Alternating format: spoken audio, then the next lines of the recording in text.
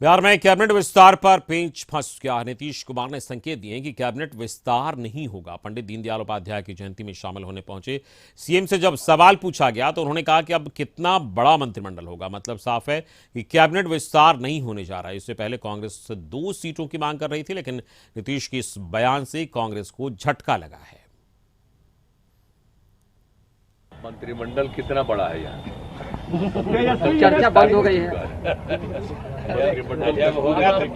अपने मन से तेजस्वी जी ने विरोध किया था दीनदयाल जी की जयंती मनाने का। विस्तार की बात करना हो तो हमसे पूछने के बजाय इन्हीं लोगों से पूछ लें। मंत्रिमंडल विस्तार पर नीतीश के बयान से कांग्रेस नाराज है। प्रदेश अध्यक्ष अखिलेश सिंह से जब पूछा गया तो उनके तीव्र तल्ख थे। अखिलेश सिंह ने इशारों में ही बहुत कुछ कह दिया। तो वहीं विधायक दल के नेता शकील अहमद ने साफ कर दिया कि कांग्रेस अपनी मांग से पीछे हटने वाली नहीं है, बल्कि नीतीश कुमार से मुलाकात भी करेगी। लगभग कोई राजनीति में शब्द होता नहीं है, और जो नहीं होने जैसा है वो भी हम कांग्रेस पार्टी कराती है। मैं इतना ही बोलूँ, लगभग कोई राजनीति में शब्द होता नहीं है, और जो नहीं होने जैसा है वो भी हम कांग्रेस पार्टी कराती है। उनका जो उनके जितने मंत्री थे, उनके पास जितना मंत्री को जाना था, उनके कोटे में जनता दल यू में वो पूरा हो गया है। हो सकता है कि इसके ये भी माने हो, अब हम लोग अगर उनसे मिलेंगे या बातचीत करेंगे या फिर कोई डायरेक्ट कम्युनिकेशन आएगा तो बातचीत होगी। अपनी बातों से पीछे हटने वाली कांग्रेस तो रहती नहीं है। पंडित दीनदयाल उपाध्याय की जयंती पर सीएम नीतीश ने श्रद्धांजलि दी। इस अवसर पर डिप्टी सीएम तेजस्वी, मंत्री विजय चौधरी मौजूद थे। सभी ने राजेंद्र नगर पार्क में उनकी प्रतिमा पर माल्यार्पण किया।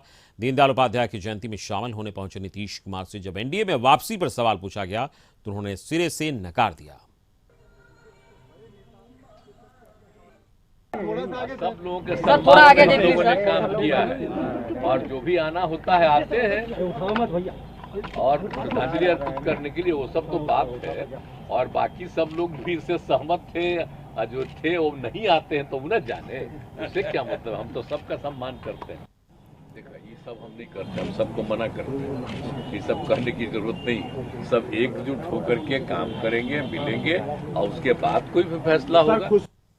पंडित दीनदयाल उपाध्याय की जयंती पर सीएम नीतीश ने श्रद्धांजलि दी। इस अवसर पर डिप्टी सीएम तेजस्वी, मंत्री विजय चौधरी मौजूद थे। सभी ने राजेंद्र नगर पार्क में उनकी प्रतिमा पर माल्यार्पण किया। दीनदयाल उपाध्याय की जयंती में शामिल होने पहुंचे नीतीश कुमार से जब एनडीए में वापसी पर सवाल पूछा गया तो उन्होंने सिरे से नकार दिया।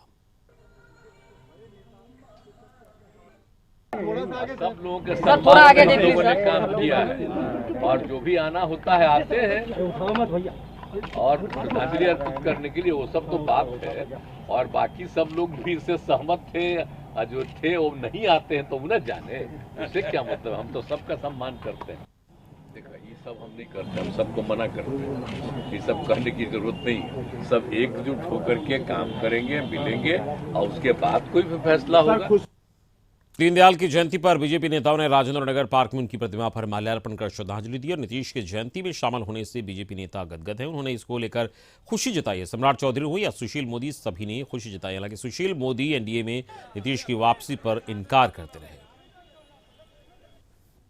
बात है कि महापुरुष के इस मूर्ति पर आकर अपना श्रद्धा अर्पित करना ये अच्छी बात है। नीतीश कुमार जी के लिए अब कोई एंट्री नहीं है। भारतीय जनता पार्टी जानती है अब नीतीश कुमार चरणों में उन्होंने पुष्पांजलि अर्पित की, ये अच्छी बात है। उसमें देखिए कोई राजनीतिक छुआछूती होनी चाहिए, चाहे वो डॉक्टर लोहिया हो या अटल जी हो या दीनदयाल उपाध्याय हो या डॉक्टर मनमोहन सिंह हो, इंदिरा गांधी हो। इसमें कोई राजनीतिक छुआछूत नहीं होना चाहिए। मैंने स्पष्ट कर दिया कि बीजेपी की ओर से रास्ता बंद है, इसलिए वो कुछ भी कर लें, बीजेपी में उनका प्रवेश नहीं हो सकता। और इस वक्त हमारे साथ संपादक अशोक मिश्र जुड़ गए हैं इस पूरी खबर पर बातचीत के लिए। हम सीधे उनके पास चलेंगे। अशोक जी, एक और मंत्रिमंडल विस्तार को लेकर इनकार करना और कांग्रेस के तल्ख तेवर, दूसरी ओर मुख्यमंत्री नीतीश कुमार दीनदयाल उपाध्याय की जयंती पर श्रद्धा सुमन अर्पित करने पहुंचते हैं, और बीजेपी की ओर से जो प्रतिक्रिया आती है, इस पूरे प्रकरण को अगर देखा जाए तो इसके सियासी मायने अलग अलग तरीके से निकाले जा रहे हैं। इसको किस तरीके से आप देखते हैं? देखिए, मीडिया की सुर्खियों में रहना और सियासी गलियारे में अपने सहयोगी और अपने विरोधी को हर समय एक कहिए कि सस्पेंस में रखना नीतीश कुमार की आदत रही है। और यही वजह है कि नीतीश कुमार जब भी जिस गठबंधन के साथ सत्ता में रहते हैं, लेकिन उनका जो आचरण होता है और या उनका जो व्यवहार होता है वो कहीं न कहीं उसके खिलाफ होता है। और आप इसका अगर देखिए तो आखिर इसकी वजह क्या होती है, तो इसके लिए थोड़ा पीछे आपको जाना पड़ेगा कि नीतीश जिस गठबंधन के साथ रहते हैं, कहीं न कहीं उस गठबंधन के दल को भी लगता है कि वो हमारे साथ नहीं है, और जिसके विरोध में रहते हैं उसको लगता है कि वो हमारे साथ हैं। 2005 से नीतीश कुमार सूबे के मुखिया हैं, मुख्यमंत्री हैं, लेकिन 2013 में कोई याद कीजिए आप, जब नरेंद्र मोदी का नाम प्रधानमंत्री पद के लिए घोषित किया था बीजेपी ने, तो नीतीश ने बीजेपी का साथ छोड़ दिया। उस बीजेपी का साथ छोड़ दिया जिस बीजेपी के साथ लगभग वो 9 वर्षों तक मुख्यमंत्री रहे और 10 वर्ष के करीब वो केंद्रीय मंत्रिमंडल में शामिल रहे थे। फिर उसके बाद अगर आप देखिए कि 2015 में जब विधानसभा का चुनाव हुआ वो लालू के साथ आए, तो 2017 में किस तरह से नीतीश ने लालू का दामन छोड़ दिया, यानी कि और उसके पहले ऐसे कयास लगाए जा रहे थे कि अब इन दोनों की जोड़ी जो है वो कभी टूटने वाली नहीं है। फिर आप 2019 की अगर बात करें तो आप देख लीजिए कि किस तरह से बीजेपी के साथ वो जुड़े और किस तरह से फिर विधानसभा का चुनाव लड़ा, और उसके बाद 2022 आते आते उन्होंने बीजेपी का दामन फिर छोड़ दिया। क्या इसकी क्या वजह रही? ये तो वजह साफ तौर पर है कि नीतीश का उन दलों के साथ कोई वैसा मतभेद नहीं हुआ जिनके साथ उनका गठबंधन था, यानी कि लालू के साथ कोई तल्खी नहीं हुई, बीजेपी के साथ नीतीश का कोई तकरार नहीं हुआ, कोई टकराव नहीं हुआ, लेकिन इसके बावजूद भी नीतीश ने समय समय पर अपने गठबंधन दल के सहयोगियों का साथ छोड़ा। आज जो आप सवाल पूछ रहे हैं अमित, इसके पीछे साफ संदेश है कि नीतीश ने जिस तरह से विपक्षी एकता को मजबूत करने की कवायद शुरू की और उस पर लालू प्रसाद यादव और कांग्रेस ने जिस तरह से पानी फेरने का काम किया है, यानी कि उनको कन्वेनर न बना करके एक कैंपेन कमेटी बनाई जाती है और नीतीश को विपक्षी एकता की जो महत्वपूर्ण जिम्मेवारी थी उससे उनको एक तरह से इशारों में दरकिनार किया जाता है।